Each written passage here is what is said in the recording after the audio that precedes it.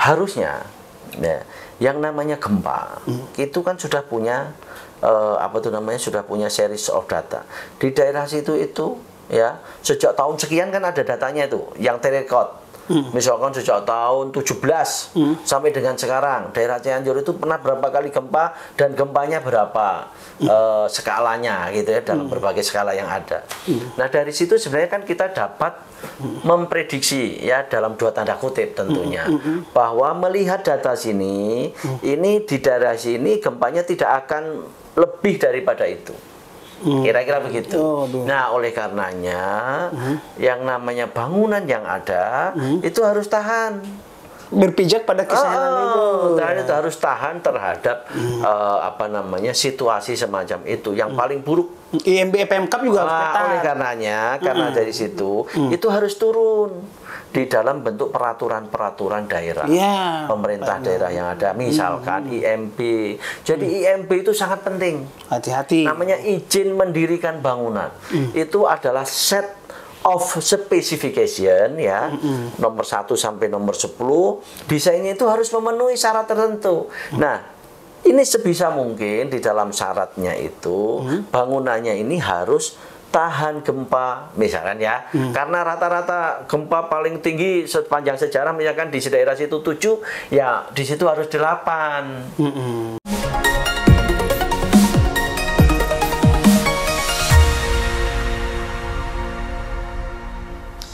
Bincang-bincang tipis-tipis kembali menjumpai Anda bersama saya Erman Tale Daulay di channel Tale Tries Info. Di channel ini beragam isu terkini yang menjadi perhatian publik dan narasumber yang kita hadirkan untuk membahas isu tersebut akan kita iris-iris menjadi tipis-tipis. Berat. Ini masalahnya agak tebal nih, harus tipis-tipis ini karena menyangkut hajat hidup orang banyak. Pada tayangan kali ini kita akan mengangkat tema soal mitigasi bencana. Kita mengangkat tema itu terkait dengan belum lama ini terjadi bencana, saya bilang beruntun lah Pak. Habis Cianjur, Semeru, belum lagi Banjar Bandang, cuaca yang tidak menentu gitu kan Pak. Untuk itu bincang tipis-tipis sengaja menghadirkan bintang tamu Pak Ibnu Hilaluddin, anggota Komisi 8 DPR RI dari fraksi PAN Dapil Yogyakarta. Kenapa kita memilih beliau? Selain duduk di Komisi 8, beliau juga alumni ITB yang sedikit banyaknya memahami tentang struktur bangunan. Karena mitigasi bencana itu kan seringkali terjadi Pak, karena bukan karena gempanya langsung, karena bangunannya IMB-nya bermasalah, aturan kekuatan bangunan 7, gempa datang kekuatan 8, kan jadi bermasalah. Colong diiris tipis-tipis dulu nih Pak. Oke, terima kasih Pak Daulay yang selalu datang untuk melayani. Datang untuk melayani Daulay. Jadi begini, bencana itu setahu saya sampai dengan saat ini itu adalah hal yang belum ada ilmunya untuk memprediksi kapan akan terjadinya bencana. Yang kita punya hanyalah data serial sesuai dengan sejarah data yang kita miliki tentang gempa atau bencana alam lainnya di suatu daerah. Yang kita miliki itu hanya seri of data. Ya, jadi dari situ hanya dapat disimpulkan beberapa hal yang sebenarnya masih sangat sangat kalau disebut sebagai prediksi itu tidak bisa. Kalau gitu mitigasi lah setidaknya. Nah, oleh karenanya yang bisa kita lakukan adalah sebenarnya bagaimana caranya kita menghadapi dampak dari bencana, yaitu yang disebut dengan mitigasi. Nah, orang kadangkala harus kita luruskan dulu ya. Yang kita ketahui sekarang itu dampak bencana itu sebenarnya bukan dampak langsung. Dalam arti kata begini, misalnya gempa bumi di Cianjur, mungkin ada orang yang meninggal ya atau injury karena gempa langsung, cek itu duk, terus dia karena shock jantungnya karena memang sudah awalnya sakit jantung dia langsung meninggal. Itu namanya dampak langsung. Nah, tetapi hampir semuanya itu adalah dampak tidak langsung, di mana yang namanya kecelakaan, injury ya, baik itu mungkin fisik maupun material, itu terjadi karena setelah gempa ya. Kemudian gempa itu membuat yang namanya bangunan yang sebenarnya harusnya kuat menghadapi bencana misalkan gitu, tetapi karena cara desainnya salah dan seterusnya, membuat bencana ini atau gempa ini membuat bangunannya runtuh. Nah, bangunan runtuh inilah yang membuat dampak terhadap manusia maupun barang. Konstruksinya bermasalah. Itu yang harus kita luruskan dulu. Iya, banyak yang harus dibenahi. Yang harus kita luruskan itu adalah hampir semuanya kerugian kita, baik itu fisik maupun material, itu adalah akibat tidak langsung dari bencana gempa. Contoh karena konstruksinya kokoh. Datang gempa ini kalau sebenarnya kokoh nggak roboh gitu sebenarnya. Nah, oleh karenanya yang namanya mitigasi itu sebenarnya adalah bagaimana meminimalkan akibat atau dampak dari bencana, dari anggaplah kalau Cianjur ya dari misalkan dari gempa bumi yang ada ya. Nah, untuk itu tentunya sebenarnya tidak bisa serta-merta ya kan kita kemudian menjadi perfect ya, karena hampir setiap negara, setiap daerah itu memiliki karakteristik dari bencananya masing-masing, sehingga kita sering menyebut bahwa ada di berbagai daerah yang namanya kearifan lokal ya kan, di daerah-daerah tertentu di wilayah kita ada di Semelui sana masih muncul orang harus lari kemana, harus ngapain, kalau ada ini ada itu, ada tanda-tanda, sehingga itu bagian dari mitigasi bencana yang tumbuh karena kesadaran masyarakat bersama. Nah, pada kesempatan saat ini tentunya banyak hal yang harus dilakukan dalam hal itu ya. Kalau kita lihat sebenarnya ya sejak tsunami Aceh, penanganan terhadap akibat bencana itu udah luar biasa pemerintah kita.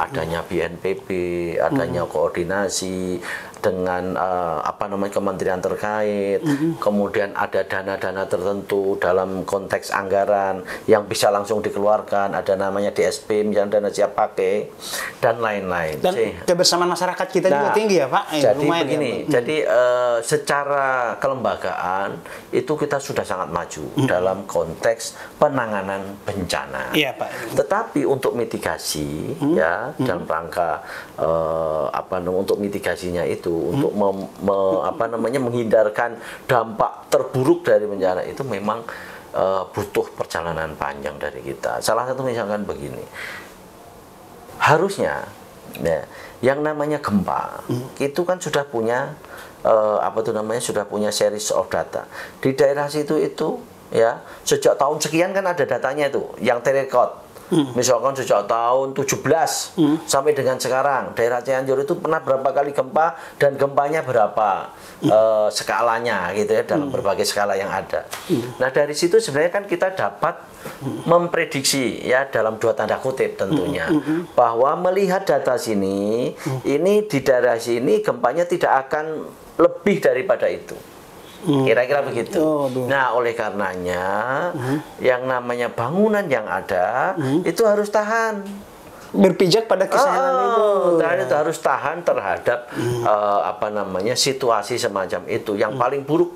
IMB PMK juga harus tahan. Oleh karenanya karena dari situ itu harus turun di dalam bentuk peraturan-peraturan daerah, pemerintah daerah yang ada, misalkan IMB.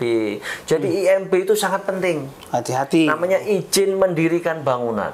Itu adalah set of specification ya, nomor 1 sampai nomor 10. Desainnya itu harus memenuhi syarat tertentu. Nah, ini sebisa mungkin di dalam syaratnya itu bangunannya ini harus tahan gempa misalkan ya, karena rata-rata gempa paling tinggi sepanjang sejarah misalkan di daerah situ 7, ya di situ harus 8 syaratnya. Apa syarat minimal bangunan itu harus tahan terhadap gempa skala 8 skala Richter, walaupun sebenarnya skala Richter ini udah lama itu, sekarang udah diganti, tapi oke lah. Nah dari situ ya, dari situ baru ditanda tangan, boleh dibangun. Gitu loh. Kalau desainnya ini tidak bisa membuktikan ya bahwa nanti kalau ada gempa paling besar tadi 8 skala Richter misalkan, itu dia tidak bahasanya itu apa ya, terdislokasi atau apa gitu ya, pokoknya nggak bentet, nggak bingkong, nggak apa gitu ya, itu harus diteliti. Itu ada anunya, ada ilmunya, namanya ilmu struktural, namanya structure analysis. Pemirsa bincang tipis-tipis, Pak Ibnu adalah alumni ITB. Jadi beliau sangat kompeten ini. Duduk di Komisi 8 alumni ITB. Lanjut Pak, lanjut. Oke, jadi structure analysis itu nanti bisa menganalisis apakah desain bangunan itu ya kan tahan terhadap gempa dengan sekian skala itu atau dia tidak. Kalau tidak, ya harus dibalikin lagi. Kamu harus diganti desainnya. Oh iya, karena gitu. Nanti kau kalau gempa roboh nanti, kau juga yang rugi gitu kan? Nah, satu itu. Nah, kemudian yang kedua, memang kita ini kan nggak boleh dong kemudian tiba-tiba kok ini terus yang dulu gimana? Yang sekarang misalkan yang rumah-rumah lama misalkan.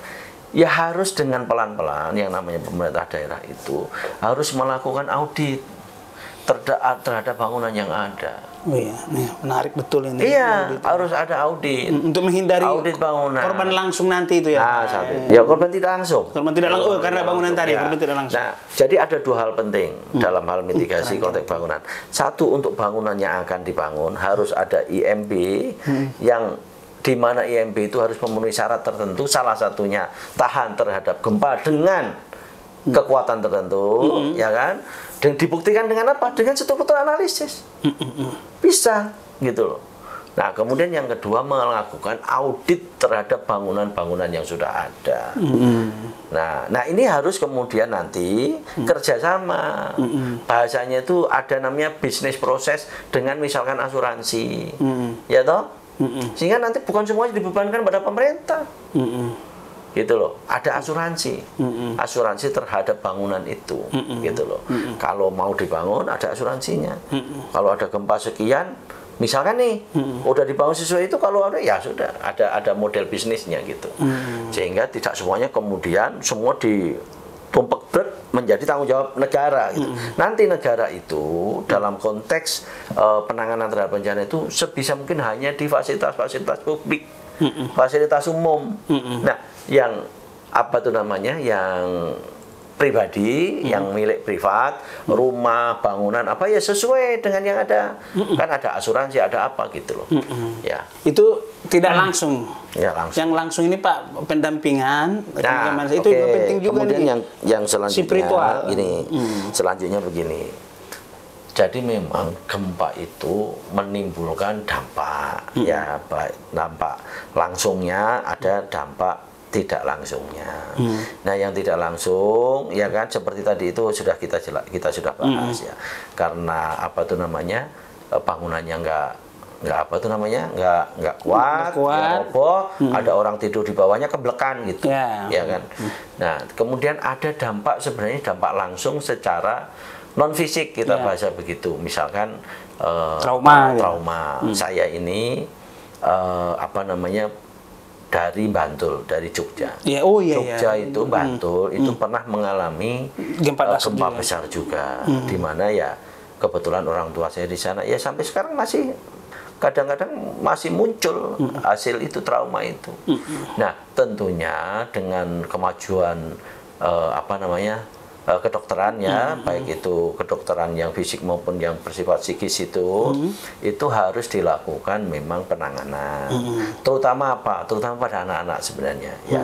Karena anak-anak inilah yang nanti tentunya akan akan meneruskan seluruh tanggung jawab kebangsaan kita.